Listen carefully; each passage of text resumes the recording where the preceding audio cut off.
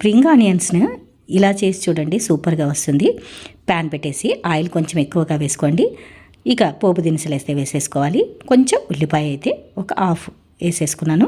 ఇవి సన్నగా కట్ చేసేసుకొని శుభ్రంగా కడిగేసి ఇందులో వేసేసుకోవాలి. మనం ఒక్కసారి ఇలా కలిపేసేసి 2 నిమిషాల సేపు మూత పెట్టేయండి. బాగా మగ్గిపోతే తొందరగా అయిపోతుంది కూడా.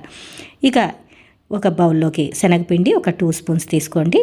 ఇందులోకి మనం కూరకు సరిపడా ఉప్పు, కారము, పసుపు, ఇంకా కొంచెం గరం మసాలా కూడా వేసుకుంటే టేస్ట్ బాగుంటుంది. అందుకని ఒక చిటికెడు మాత్రం వేశాను.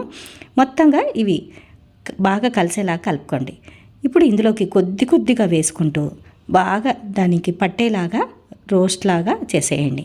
ఇప్పుడు పచ్చివాసన పోయి దీనికి బాగా అంటి కింద అడుగంటుతుంది. దాన్ని బాగా గరిటితో ఇట్లా అంటే పైకి వచ్చేస్తుంది. పొడిగా చాలా టేస్ట్గా ఉంటుంది. కొత్తిమీర కూడా వేసేసుకొని చివర్లో 1 నిమిషం పాటు ఉంచేసి దింపేయండి.